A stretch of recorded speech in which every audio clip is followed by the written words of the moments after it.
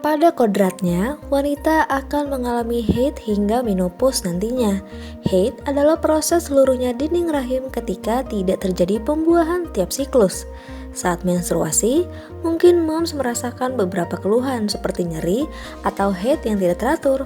Untuk mengetahui dengan tepat apa pemicu gangguan menstruasi serta cara mengatasinya, Nakita.id mewawancarai dokter spesialis kandungan. Simak penjelasan dari pakar di video ini ya.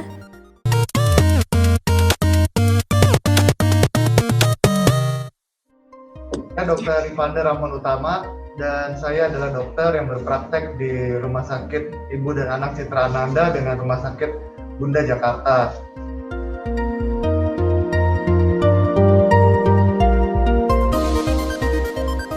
Oke, jadi menstruasi sebetulnya nyerinya itu bukan di organ intim ya. Mungkin menstruasi lebih tepatnya nyerinya di perut bagian bawah, tidak secara definitif nyeri di bagian vagina. Jadi nyerinya di perut bagian bawah.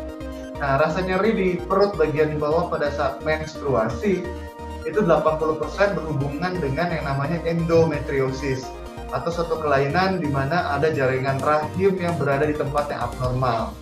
Kalau ditanya penyebabnya apa, penyebab endometriosis juga masih banyak tanda tanyanya, masih banyak yang belum tahu penyebab endometriosis apa.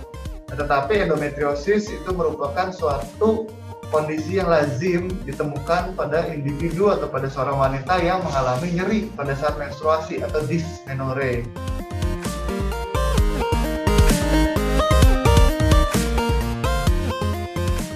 Jadi gangguan menstruasi itu bisa terjadi pada fase awal dari memasuki masa akil balik, yaitu pada waktu seorang perempuan mengalami menstruasi untuk pertama kalinya, itu kita bilang menarche.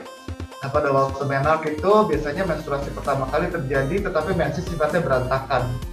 Kadang dapat, kadang enggak, tahu nanti dapat lagi, seminggu bisa dapat 2-3 kali gitu loh, berdarahnya banyak. Nah, kemudian kalau misalnya pada awal-awal menarche gangguan siklus menstruasinya terjadi, biasanya kita bilang sebagai hal yang normal.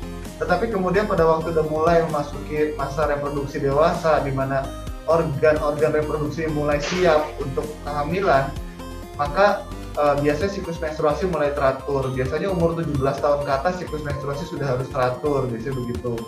Nah, pada saat siklus menstruasi sudah mulai teratur, nah bisa saja terjadi gangguan siklus menstruasi. Di situ diakibatkan oleh banyak faktor. Yang pertama-tama bisa saja karena obesitas. Obesitas seringkali bikin siklus menstruasi jadi tidak teratur, dan seringkali dihubung-hubungkan juga dengan suatu kondisi namanya PCO atau PCOS, di mana sel telurnya kecil-kecil, susah matang, susah besar. Dan hal ini, PCOS, merupakan suatu hal yang seringkali menjadi momok buat calon mama yang sedang berusaha untuk hamil. Kemudian pada waktu usianya mulai advance, di atas umur 40 tahun, biasanya kita sudah sebut memasuki masa perimenopause atau menjelang menopause. Nah, di situ kadang-kadang siklus menstruasi mulai berantakan lagi, sampai akhirnya nanti menstruasinya berhenti selama 1 tahun. Nah, kita katakan bahwa dia sudah masuk ke masa menopause begitu.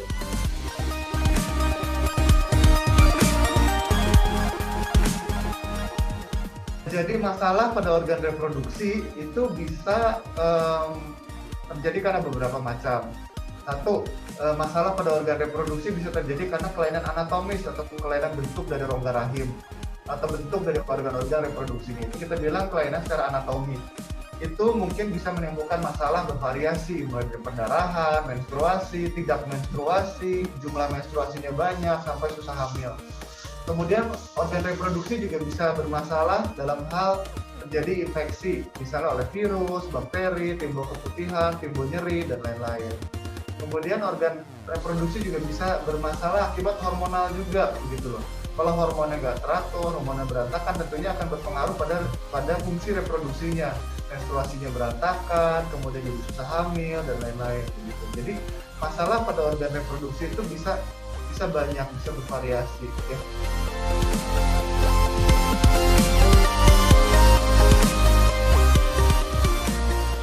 Pada saat menstruasi, maka yang terpenting adalah harus selalu menjaga pembalut kita tetap kering, pembalut kita selalu berada dalam kondisi yang bersih. Nah, oleh karena itu pada saat sudah mulai penuh, disarankan untuk langsung mengganti pembalut begitu. Kemudian juga sangat tidak disarankan untuk melakukan pembilasan ke dalam vagina atau kita bilangnya vaginal douching.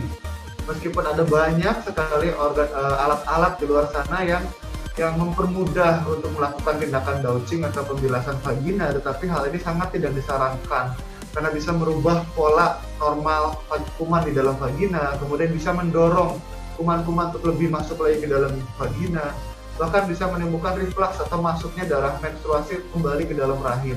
Oleh karena itu sangat tidak disarankan.